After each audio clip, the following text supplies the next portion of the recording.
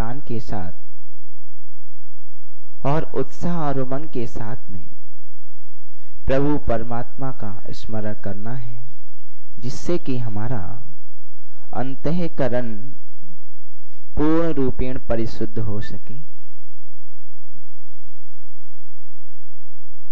ओम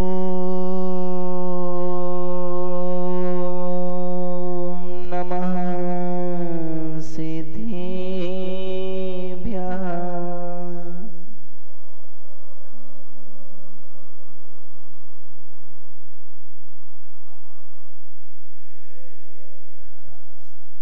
शिवं शुद्धबुद्धं परं विश्वनाथं न देवो न बंधु न कर्मा न कर्ता न अंगम न संगम न स्वेच्छा न कायम न अंगम न संगम न स्वेच्छा न कायम चिदानंद रूपम नमो वीतरागम चिदानंद रूपम नमो वीतरागम नमो वीतरागम नमो वीतरागम।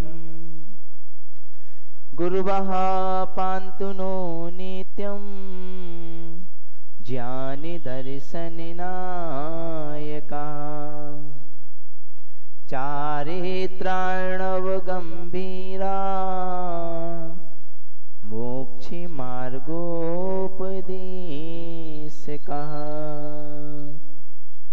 जय बोलिए त्रिकालवर्ती त्रिलोक पूज्य विश्व आराध्य पंच परमेष्टि भगवान की जय बोलिए। 24 तीर्थंकर भगवानों की वर्तमान जिन शासन नायक 1008 श्री महावीर भगवान की मूल नायक देवादिदेव 1008 श्री शांतिनाथ भगवान की परम पूज्य अवीक्षण ज्ञानोपयोगी आचार्य भगवान गुरुदेव श्री वसुनंदी जी मुनिराज की अहिंसामय विश्व धर्म की आचार्य संघ की जय।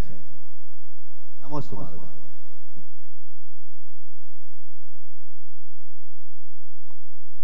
धर्म स्नेही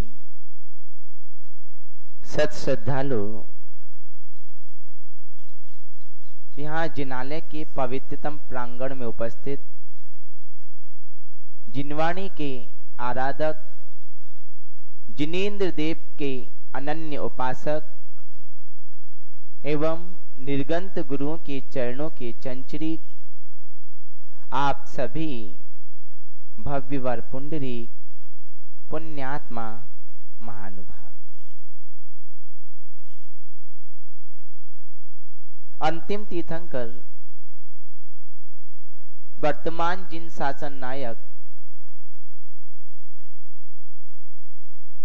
श्री महावीर स्वामी के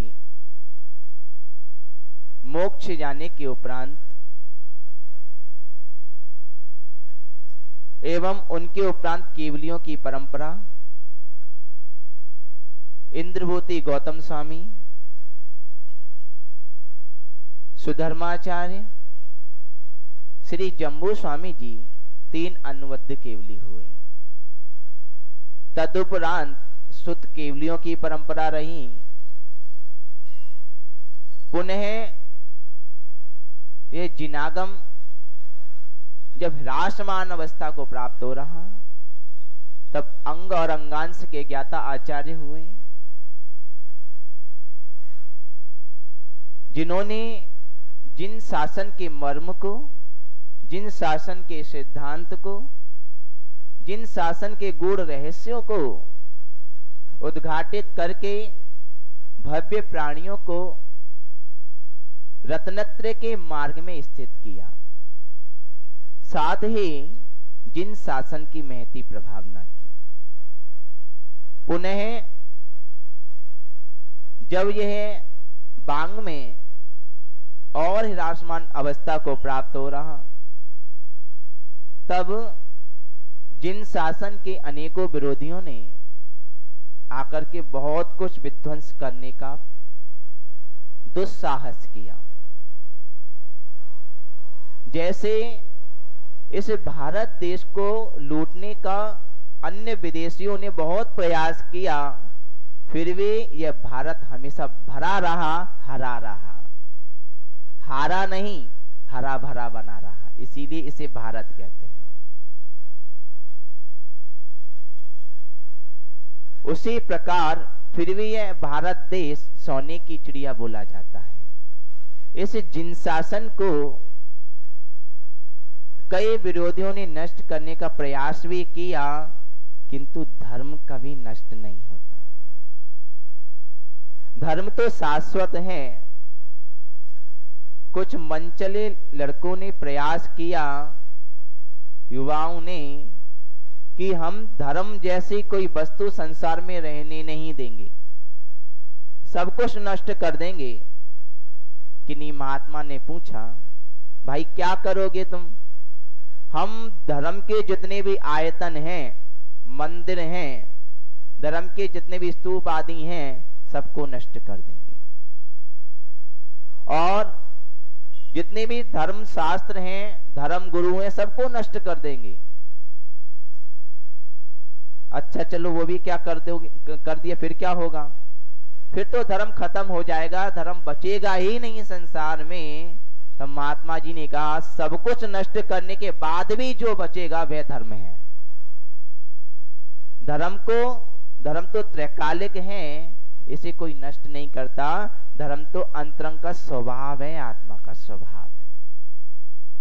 इसी भावना से कई ऐसे विरोधी हुए जिन्होंने 6-6 महीने तक जैन वाङ्मय के, जैन शास्त्रों की होली जलाई थी, सब कुछ नष्ट करने पर तुले थे।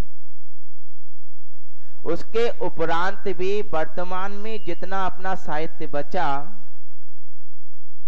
जितना भी वाङ्मय है, वो भी विश्व में कहा जाता है, किसी साइंटिस्ट ने कहा कि विश्व में जितना साहित्य है, अन्य साहित्य, वो सब एक साथ इकट्ठा कर लिया जाए और जैन धर्म का अकेला प्रथमानुयोग एक तरफ रख लिया जाए, फिर भी प्रथमानुयोग की अन्य पूरा साहित्य बराबरी नहीं कर सकता। इतना जैन साहित्य है। उसके उपरांत तो प्रथमानुयोग, करणानुयोग, चरणानुयोग और द्रव्यानुयोग, ये 4 जैन वाङ्मय के विभाजन हैं। 4 भागों में यह वर्णित है।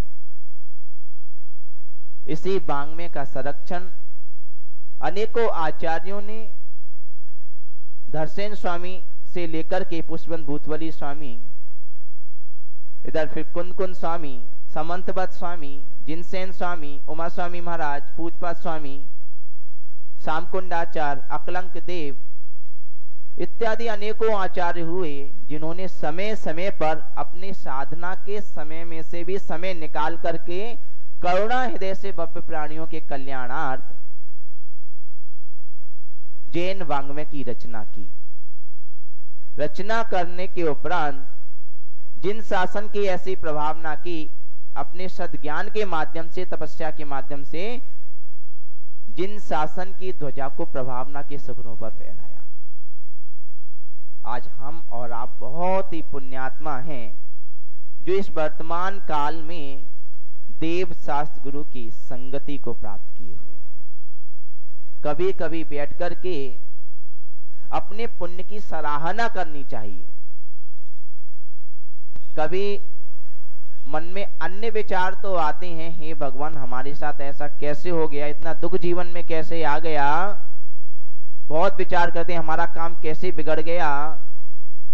इसका चिंतन तो बहुत करते हैं, लेकिन 24 घंटे में 1 मिनट बैठ करके भगवान को धन्यवाद दिया करो कि हे भगवान, आपकी भक्ति के प्रसाद से आज हमें ये जैन कुल मिल गया, मनुष्य पर्याय मिल गई, श्रावक कुल मिला है, देव शास्त्र गुरु मिले हैं, जिनवाणी का संरक्षण, गुरु का आशीष, ये सब हमें प्राप्त है। और बहुत ही पुण्यात्मा है आहुरा नगर वाले, कुछ जिनालय के समीप रहते हैं। अन्यथा कई जगह देखा, मुंबई गए थे अभी, बहुत परेशान हैं कि महाराज जी हमारे यहाँ मंदिर के लिए जगह नहीं मिल पा रही, मंदिर नहीं है, छोटी छोटी दुकान है उसमें चैत्यालय बनाए हैं, लोगों ने घर घर में अपने चैत्यालय बनाए हैं, फिर भी घर में हर कोई नहीं बना पा रहा, फ्लैट सिस्टम है। महाराज जी मंदिर बनाएंगे तो ऊपर वालों के पैर आएंगे। जिसके पास मंदिर नहीं है, देव शास्त्र गुरु नहीं है, उससे पूछो कि देव शास्त्र गुरु का क्या महत्व है। तरस रही हैं, लेकिन आप लोग अत्यंत पुण्यात्मा हैं कि यहाँ जैन समुदाय भी है, धर्म का पालन कराने वाले हैं और मंदिर भी हैं। क्योंकि वर्तमान काल में कहा जाता है कि समूह में ही धर्म का पालन हो सकता है, अकेला व्यक्ति धर्म से दूर हो जाएगा। इसलिए आचार्य भगवान कुंदकुंद स्वामी ने कह दिया कि मेरा शत्रु भी हो वह भी अकेला ना रहे, श्रावक के लिए भी साधु के लिए भी वे अकेला ना रहे, अपने साधर्मी को साथ में रखे, जिससे मेरे पैर फिसल भी रहे हो तो बगल वाला साथी हमारे हाथ को थाम करके हमें संभाल लेगा, हमारा स्थितिकरण कर देगा। इसलिए आवश्यक है कि अपने आप के पुण्य की सराहना करनी चाहिए और मन को स्थिर करने के लिए जिनवाणी का स्वाध्याय करना चाहिए। लेकिन आचार्यों ने ऐसी वाणी लिखी, कई ने सिद्धांत भी लिखा, न्याय भी लिखा, प्रथमानुयोग भी लिखा। सिद्धांत की भाषा कभी कभी हमारी समझ में नहीं आती, बहुत कठिन है। वह गरिष्ठ भोजन है ना, गरिष्ठ भोजन है। डेली डेली हलवा पूड़ी खाओगे, डेली डेली दाल बाटी खाओगे और फाफड़ा खाकरा क्या गुजरात है, तो पेट खराब हो जाएगा, नहीं खा सकते। तो ऐसे ही सिद्धांत का विषय है, वो बताया था क्या हो जाता है, OHUFT क्या हो जाता है, सिद्धांत का विषय है भरत भैया, OHUFT हो जाता है। मतलब over head under feet transfer, ऊपर से निकल जाता है या पैर को नीचे से अंदर जाता ही नहीं है। इसलिए आचार्य ने बहुत सरल सरल भाषाओं में जिन शासन को समझाने के सूत्र लिखे, इसीलिए 4 भागों में विभाजित किया जिनवाणी को। जैसे कोई माँ अपने बेटे को उसका रोग दूर करने के लिए औषधि देती है, और औषधि दे करके नहीं मानता तो लड्डू में रख करके देती है, डायरेक्ट खाने में वो मुंह में ही नहीं ले जाएगा, रोएगा, तो लड्डू में रख करके देती है। ऐसे ही आचार्य भगवंतों ने हमें औषधि दी है, जो इसका सेवन करेगा उसका रोग दूर हो जाएगा। मां भी 4 हैं। एक बालक को चोट आ गई, गिर गया, चोट आ गई, रोने लगा, तो वह प्रथमानुयोग रूपी मां के पास गया। उन्होंने कहा था, देख तेरा पड़ोसी का बालक है ना, जिसके साथ तू खेलता है, वो देखकर नहीं चलाता, वो संभाल के चलता है, तू भी संभाल के चला कर, उसको देख ले, उसको देख करके तू समझ जा, फिर तेरे चोट नहीं आएगी। उसने रोया नहीं था, रो करके शांत हो गया, वरना और रोएगा तो और ज्यादा चोट लगेगी। ठीक है, चरणानुयोग रूपी मां के पास गया, उन्होंने कहा बेटा देखभाल कर चलो, देखभाल कर नहीं चलोगे, अपने आचरण को नहीं सुधारोगे तो गिरोगे, चोट खाओगे। इसलिए अपने आचरण को संभालो, देखभाल कर चलो। अब कर्णानुयोग रूपी मां के पास गया, उसने कहा देख तूने अपनी बहन को सताया था ना, अपने बहन को रुलाया था, तो तेरे परिणाम खराब हुए थे, तूने कर्म का बंद किया, पाप कर्म का बंद किया, वो आज उदय में आ गया, इसलिए तेरे चोट आई है। अब मत सताना अपनी बहन को, पाप मत करना, गलत परिणाम मत करना, आगे चोट नहीं लगेगी। अब द्रव्यानुयोग रूपी मां के पास गया, कहने लगा, मां ने कहा बेटा तू क्यों रोता है, आत्मा के तो चोट लगती ही नहीं, तू तो निरोगी है, शाश्वत सिद्ध स्वरूपी है, सिद्धों को कभी चोट नहीं लगती, उन्हें कष्ट नहीं होता। तू तो सिद्ध स्वरूपी है, शुद्ध द्रव्य है। चारों माएं संभाल रही हैं, इसलिए हमारे जीवन में कोई भी कष्ट आए तो एक माँ के पास जाते हैं तो शांति मिल जाती है। गुरुजी ने बताया था ना कि माँ की गोदी में बोधि मिलती है। तो एक माँ के पास जाएं तो कुछ देर को शांति मिलती है, कुछ क्षण को शांति मिलती है। लेकिन चिन्वाणी रूपी माँ के पास जाते हैं तो चार चार माएं हैं। ये माँ बिजी है तो दूसरी माँ के पास चले जाओ, तीसरी माँ के पास चले जाओ, चौथी माँ के पास चले जाओ। चारों दिशाओं से तुम्हारी सुरक्षा है। चारों दिशाओं में कहीं भी जाओगे वहां सुरक्षा है। इसलिए माँ की गोदी में हमेशा रहना।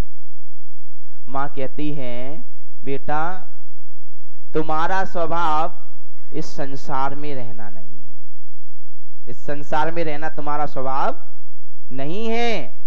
तुम्हारा स्वभाव तो मुक्त अवस्था को प्राप्त करना है, कर्मोत्स के बंधन से मुक्त होना है, अपने सही स्वरूप को पहचानना है। सही स्वरूप को पहचान लिया, ये ज्ञान की ज्योति हमारे अंदर जल गई तो सब कुछ ठीक है। एक वृद्धा माँ थी, रात के अंधकार में वह माँ झोपड़ी के अंदर बाहर जा रही थी। बार बार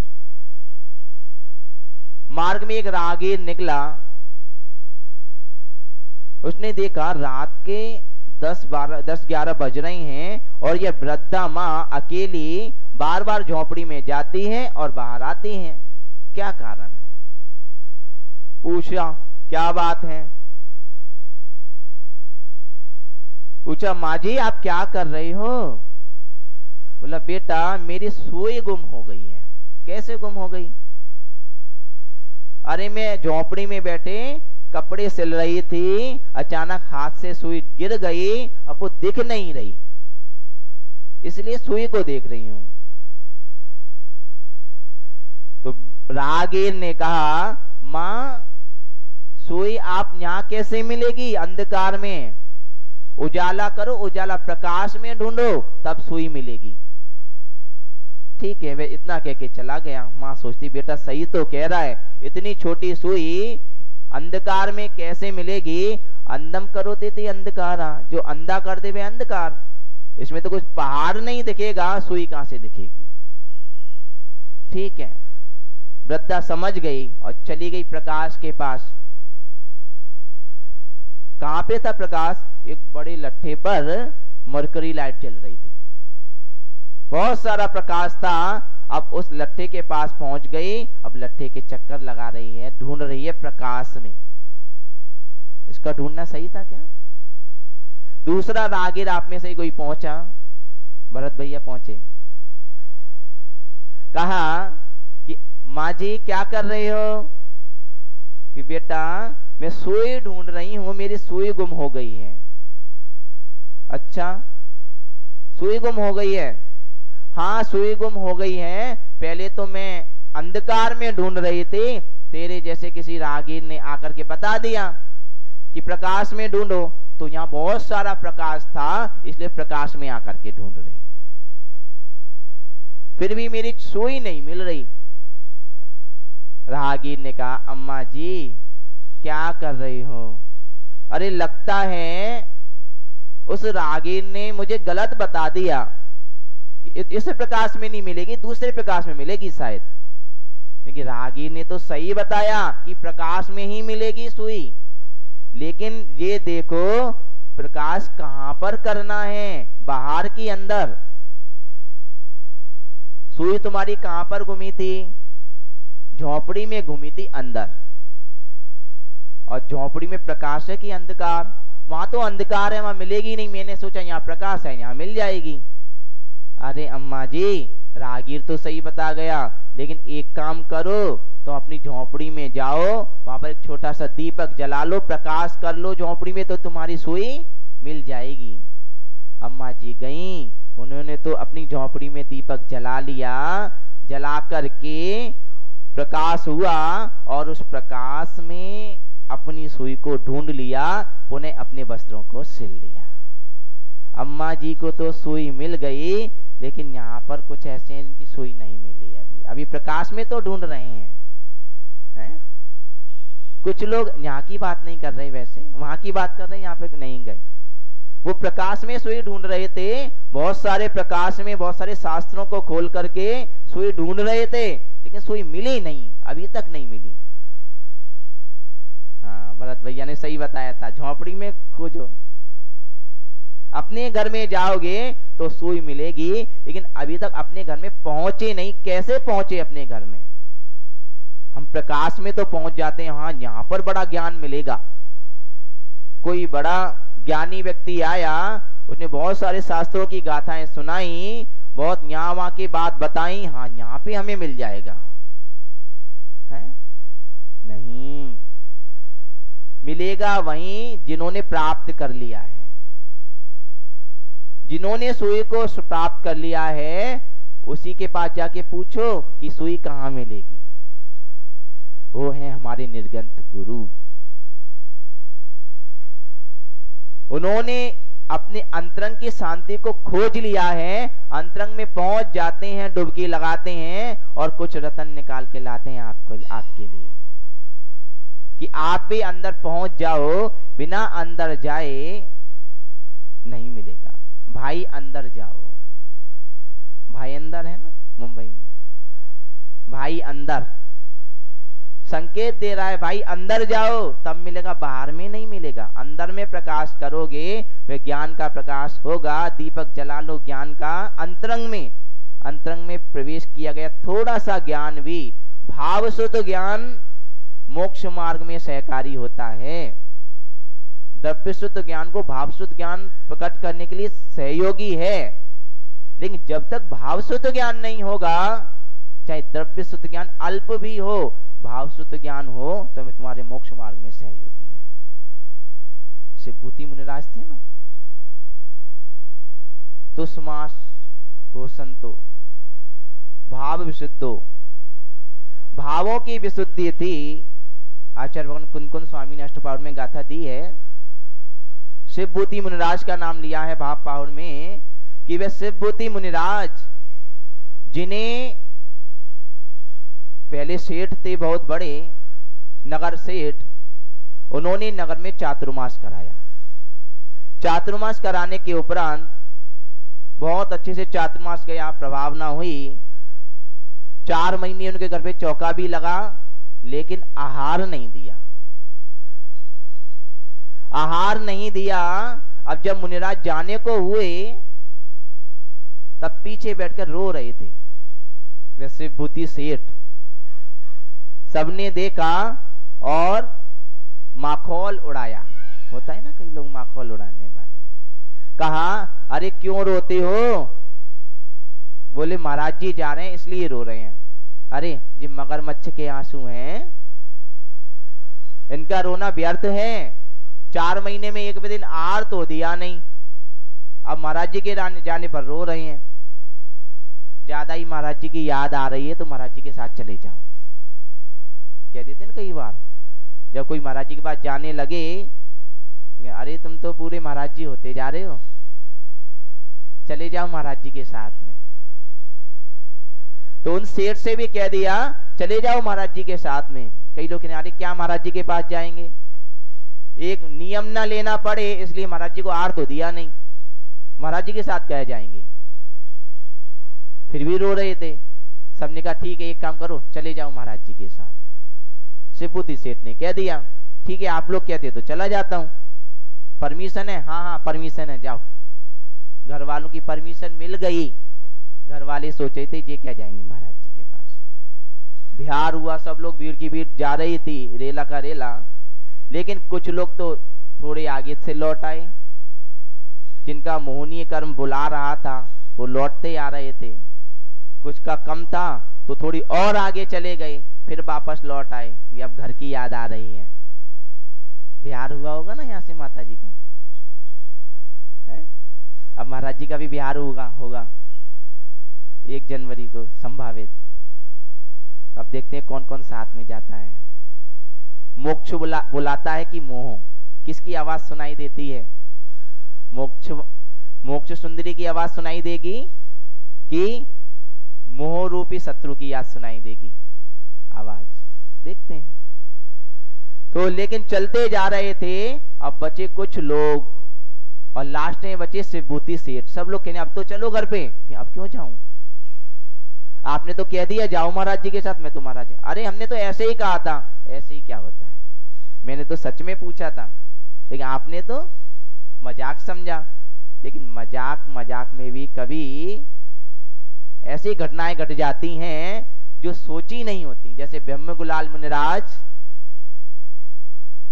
खेल में स्वांग में मुनिपत की दीक्षाधारी, स्वांग रचा था, मुनि का भेष ऐसे ही बना लिया था। अब कहा राजा ने कि जाओ अपनी भेष में आ जाओ। नहीं, मुनि मुद्रा एक बार धारण कर ली जाती है, उन्हें लौट करके नहीं आया जाता। और जाकर के दीक्षा ले ली, मुनि अवस्था में खूब साधना की ब्रह्म गुलाल मुनिराज। ऐसे ही शिवभूति सेठ वे पहुंच गई, मुनिराज के चरणों में नमस्कार किया। हे भगवान नमोस्तु नमोस्तु नमोस्तु। आज मुझे वास्तव में अंतरंग में बोध हो रहा है कि संसार का सभी सुख क्षण भंगुर है। ये सुख नहीं, सुखाभास है। संसार का सुख तो बस सुख नहीं कहेंगे, दुख में थोड़ी सी कमी आ जाना संसार का सुख कहलाता है। क्या कहलाता है संसार का सुख? दुख में थोड़ी सी कमी आ जाना, तब वे संसार का सुख कहलाता है। लेकिन वास्तविक सुख तो सिद्धों का सुख होता है, अंतरंग का सुख होता है, आत्मा का सुख होता है। लेकिन आज तक उसको पहचाना नहीं। आचार्य भगवान कुंद स्वामी ने कहा, शुद्ध परिचिदान भूता सब सभी काम भोग बंद का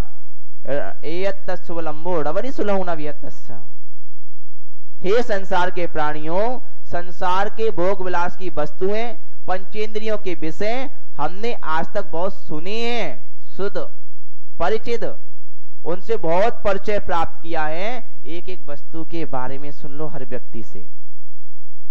संसार में ये वस्तु कैसे बनी, कहां से आई, सारा पता है, संसार की सारी नॉलेज है। लेकिन उन सब का अनुभव भी कई बार, अनंतों बार किया पंचेंद्रिय के विषयों का, फिर भी अभी तृप्त नहीं हो पा रहे। अभी और एक बूंद और, शहद की एक बिंदु और। उन्हें ये नहीं लग रहा कि काल रूपी हाथी हमारे जीवन रूपी वृक्ष को उखाड़ रहा है और शुक्ल पक्ष कृष्ण पक्ष रूपी चूहे हमारे जीवन रूपी शाखा को काट रहे हैं। मधुमक्खियां, परिवारी जन, बंधु कुटुंबी जन हमारे ऊपर चिपके हुए हैं, हमारे अपने स्वार्थ की पूर्ति के लिए। किंतु और नीचे देखते हैं, जैसे ही शाखा टूटेगी, नीचे चतुर्गति रूपी अजगर हमें अपने ग्रस लेंगे, निगल जाएंगे। इतने कष्ट को देख करके भी उसे वो शहद की बिंदु नजर आ रही है।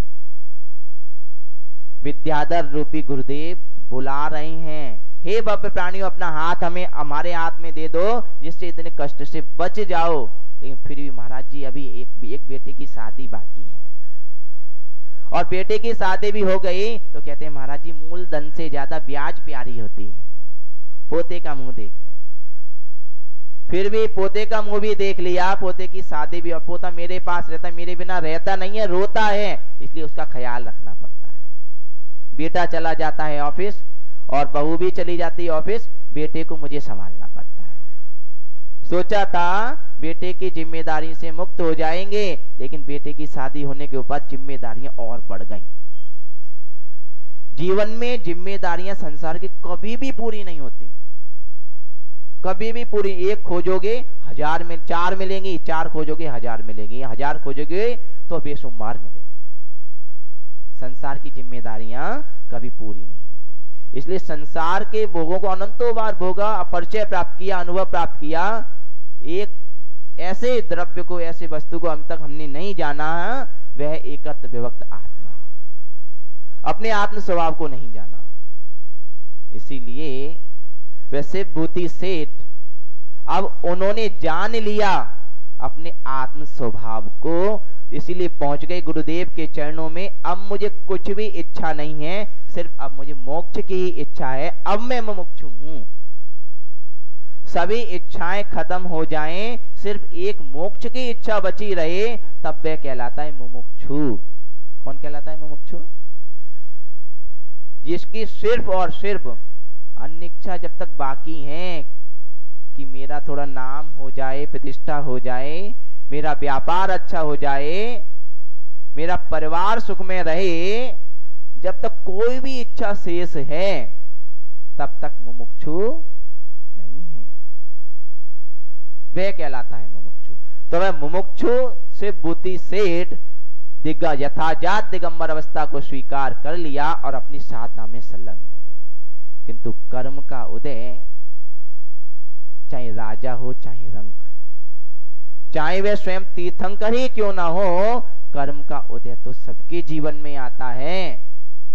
जो कर्म बांधा है भोगना तो खुद को ही पड़ेगा। कर्म का उदय ऐसा आया, ज्ञानावर्णी कर्म का उदय, कि जितना भी क्षयोपम था वह घट गया। और ऐसा होता भी है, जो कोई जैसे शत्रु को ललकारोगे तो सामने वाला शत्रु और शक्ति के साथ हावी होता है ना। और विरोधी के विरोध को महत्व दोगे तो वो और शक्ति लगाएगा, और विरोध को महत्व नहीं दिया तो उसके विरोध खत्म हो जाएगा। लेकिन हम शत्रु, हमारा कर्म है, कर्म रूपी शत्रु को विरोध में आएंगे तो वो और ज्यादा हावी हो जाता है। शिवभूति सेठ भी, शिवभूति मुनिराज कर्म रूपी शत्रु को लड़ने के लिए तैयार हो गए थे डट करके, इसलिए वे उदय में आ गए शीघ्रता से। और ज्ञानावर्णी कर्म का उदय आ गया, जितना भी ज्ञान था सब खत्म। नमोकार मंत्र भी याद नहीं, जिसे बचपन से सिखाया जाता है, वो भी याद नहीं। गुरु महाराज कह रहे कैसे कर्म का उदय, नमोकार मंत्र भी याद कराता हूं। थोड़ी देर याद हुआ, आहार करके आए, भूल गई, फिर भूल गई। ऐसे करते करते शिवभूति मुनिराज के 12 वर्ष निकल गए। यदि आपके जीवन में कोई कष्ट आए, याद नहीं होता, या कोई भी कर्म का उदय है, तो घबराना मत। जितना स्थिति भोगनी पड़ेगी, पुण्य में लगे रहना। शिवभूति मुनिराज को भले ही याद नहीं हुआ 12 वर्ष तक नमोकार मंत्र, लेकिन भावों की विशुद्धि बनाए थे, भाव शुद्ध ज्ञान के बल पर। 12 वर्ष तक नमोकार मंत्र याद नहीं हुआ तो गुरु महाराज ने कहा, एक काम करो, इतना याद रखो, तुस मास भिन्नम। तुस मतलब छिलका, मास मतलब दाल, दाल अलग छिलका अलग। ऐसे ही मेरी आत्मा तो दाल की तरह से है, और यह शरीर छिलके की तरह से है। तो शरीर अलग आत्मा अलग, इसका चिंतन करना है। और तुष्मास घोषण, तो इतने द्रव्य सूत्र क्या सहारा लिया, तुष्मास भिन्नम। लेकिन कर्म का उदय ऐसा, आहार के लिए जा रहे थे, जाते जाते वह भी भूल गए कि अब क्या करूं, यही मेरा प्रतिक्रमण था, यही स्वाध्याय था, यही मेरी सामायिक थी, और यही मेरी भक्तियां थी। आहार में मैं सिद्ध भक्ति योगी भक्ति बोलनी पड़ती है, लेकिन मुझे तो तुष्मास भिन्नम इतना ही याद है, ये पढ़ता। अब जो याद था वो भी भूल गया, क्या बोला था गुरु महाराज ने वो भी भूल गया। अब क्या करूं, बिना भक्ति के आहार तो करूंगा नहीं, तो मुद्रा छोड़ दी, आज आहार ही नहीं करता, और देर से जाऊंगा गुरु महाराज के पास, अन्यथा गुरु महाराज फिर डांटेंगे कि इतना सा पढ़ाया वो भी भूल गया। तो पास में देखा, एक सरोवर में एक माता महिला दाल धो रही थी। सोचने लगे ऐसा ही कुछ था, दाल ऐसा ही, इससे ही मिलता जुलता शब्द था। पूछ लिया जाकर के, याद आ जाए शायद, कि माँ जी क्या कर रही हो, कि महाराज जी तुष्मास भिन्न कर रही हूं।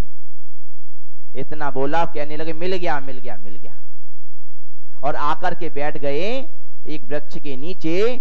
तुष्मास भिन्नम तुष्मास भिन्नम तुष्मास भिन्नम रटने लगे। रटते रटते उस द्रव्य सुत से भाव सुत में पहुंचे, और वह भाव सुत उनका सुख धर्म ध्यान से बढ़ते हुए शुक्ल ध्यान में परिवर्तित हो गया। मेरी आत्मा अलग शरीर अलग, इतना कहते कहते आत्मा का अनुभव होने लगा। उस आत्मानुभव में ही शीघ्र ही पहले मोहनीय कर्म नष्ट किया, फिर ज्ञानावर्णी दशनावर्णी अंतराय कर्म को नष्ट किया। 4 घातिया कर्म नष्ट करते ही उन्हें केवल ज्ञान की प्राप्ति हो गई। सामान्य भूमि से 5000 धनुष ऊपर जाके विराजमान हो गए। देव, चारों निकाय के देव आने लगे, अन्य नगरवासी पहुंचने लगे। गुरु महाराज जंगल में बैठे थे, सोच रहे थे अभी तक शिवभूति मुनिराज मेरा शिष्य आया नहीं, 8 के लिए गया था, लौट करके नहीं आया, क्या बात है, क्या कारण है। पूछा एक श्रावक से, भाई शिवभूति मुनिराज कहाँ हैं? अरे महाराज जी आपको पता नहीं, और तुम सब लोग कहाँ जा रहे हो, ये देव विमान कहाँ से आए हैं? अरे आपके जो शिष्य थे ना शिवभूति, उन्हें केवल ज्ञान की प्राप्ति हो गई है, उनके दर्शन करने जा रहे हैं। केवल ज्ञान की प्राप्ति, जिन्हें 12 वर्ष तक नमोकार मंत्र याद नहीं हो रहा था, उन्हें केवल ज्ञान की प्राप्ति हो गई, धन्य है। और पहुंच गए अपने ही शिष्य के गंध कुटी में, पहुंच करके हाथ जोड़ करके 3 प्रदक्षिणा दी, नमस्कार किया, बोले हे भगवान हमें तत्व का उपदेश दो, हमें ज्ञान दो। क्या शिष्य को 12 वर्ष तक नमोकार मंत्र पढ़ाते रहे, याद नहीं हुआ? आज उन्हीं शिष्य से केवल ज्ञान जिन्हें प्राप्त हो गया, उन्हीं से ज्ञान का अर्जन करना चाहते हैं। ये है जिन शासन की परिणति, परिणामों की परिणति। जिन शासन में ऐसा ही गणित है, 1 नंबर पे भी 1 नंबर कम हो तो फेल हो जाएं, और ये अकेला 1 नंबर है तो पास हो जाएं।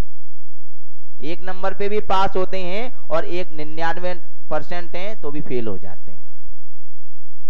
इतना ही है। तो वह भावश्रुत बहुत आवश्यक है।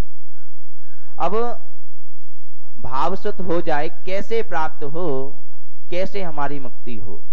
गुरुजी को बुला, गुरुजी से निवेदन। आएंगे अभी? अच्छा ठीक है। इसीलिए कैसे मुक्त होना चाहिए? हमारे पास रोग हैं। कितने रोग हैं? कितने रोग हैं? कौन कौन से?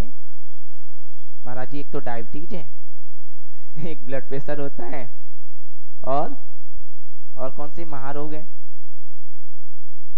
बहुत सारे रोग हैं। कभी थायराइड है, सारे रोग लगे हुए हैं। लेकिन जब तक ये 3 रोग रहेंगे तब तक बाकी के रोग लगे रहेंगे। मुख्य हैं 3 रोग, जन्म जरा मृत्यु। अब रोगों से मुक्ति कैसे हो? जैसे वैद्य के पास जाते हैं तो तुम्हारे नब्ज देखता है तो बताता है या तो वात बिगड़ा हुआ है, या पित्त बिगड़ा हुआ है, या कफ बिगड़ा हुआ है। और तुम्हारी प्रकृति को देख करके वे हर्र बहेड़ा आंवला इनको मिला करके त्रिफला दे देता है, त्रिफला के बना करके, और कहता है औषधि तो दे रहा हूं लेकिन परहेज भी करना। ऐसा नहीं जुकाम हो रहा हो तो काढ़ा तो लेना, लेकिन उसमें आइसक्रीम डाल लेना है। काढ़े के साथ में आइसक्रीम लोगे तो कभी भी तुम्हारा कोल्ड ठीक नहीं हो पाएगा।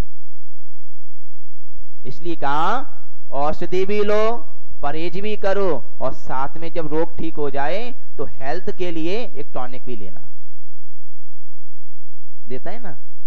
पहले तो रोग को दूर करना, और साथ में परहेज करना, और उसके साथ में जब रोग ठीक हो गया तो हेल्थ के लिए टॉनिक दो, अब तेरा शरीर बन जाए। तो ये तो शरीर के लिए देते हैं, लेकिन जो आत्मा में जन्म जरा मृत्यु जैसे रोग लगे हुए हैं उसकी मुक्ति कैसे हो? इसकी मुक्ति के लिए आचार्य भगवान कुंद कुंद स्वामी, जिन्होंने बहुत एक रत्नों का पिटारा दिया है, उस रत्न, बहुत सारे रत्न हैं, एक रत्न मिल जाए तो हमारे जन्म जरा मृत्यु जैसे रोग ठीक हो जाएंगे। कौन सा रत्न है? एक कार्य का है। देव समय गुरु भत्ता, संसार शरीर भोग परे चत्ता, रेणत्ते संयुत्ता, सोमणया शिव सुहम पत्ता। क्या कहा भैया? पहले कहा कि औषधि दी। क्या औषधि है? भक्ति रूपी औषधि। भक्ति क्या कहलाती है? पूज्येषु गुणानुरागो भक्ति। पूज्य पुरुषों के गुणों में अनुराग रखना, राग नहीं अनुराग, अनुराग रखना। गुणों के बंदे तद्गुणों लब्धये, अपने उनके गुणों की प्राप्ति के लिए वंदना करना, नमस्कार करना, कोई भी धर्म की क्रिया करना, किसके लिए? गुणों की प्राप्ति के लिए। तो वह कहलाती है भक्ति। किसकी करें? देव की। कौन से देव की?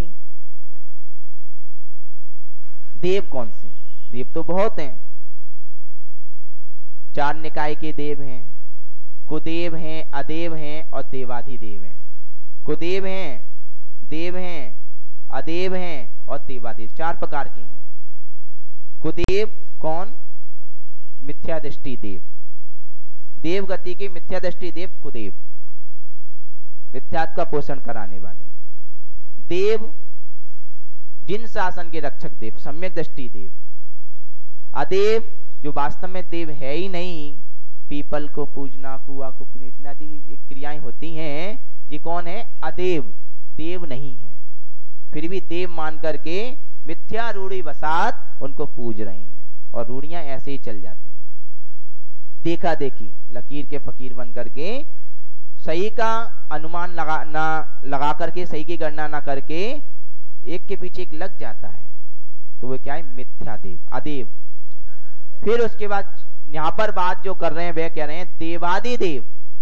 किसकी भक्ति करना है? देवादिदेव की भक्ति करना है, उनके दर्शन करना है, पूजन करना है, अर्चना करना है, उनकी उपासना करना है। और दर्शन देवादिदेव का कब होता है? दर्शन शब्द में 3 अक्षर हैं, द, स और न। दर्शन वास्तव में कब होते हैं? द मतलब दमन, स मतलब समन, न मतलब नमन। द अर्थात दमन करना किसका? पंचेंद्रियों का, पंचेंद्रियों का दमन करना, पंचेंद्रिय रूपी घोड़ों को बस में करना, इनको इधर उधर नहीं भागने देना, यह हो गया दमन। समन, कसाय तुम्हारी शांत होगी तभी मंदिर में पहुंच पाओगे, कसाय के उद्रेक में मंदिर में पैर भी नहीं रख पाओगे, तो कसायों का समन। और फिर विनय पूर्वक बैठ करके गवासन से करो नमन, तब वास्तव में भगवान में भगवत्ता के होंगे दर्शन, तब दर्शन होते हैं। मूर्ति में मूर्तिमान को देख लेना तब कहलाता है दर्शन। तो जिनेंद्र देव के दर्शन, वह भक्ति रूपी जब उमंग छूटती है तब 10 लक्षण में भी देखते हैं, विधान चल रहा है, 10 उपवास भी कर रहे हैं, लेकिन भगवान को देख करके भव्य जीव के हृदय में ऐसी हुड़क उठती है भक्ति की, पैर थिरकने लगते हैं। जब मन में है हुड़क तो तब क्या करेगी? खंजीरी और ढोलक।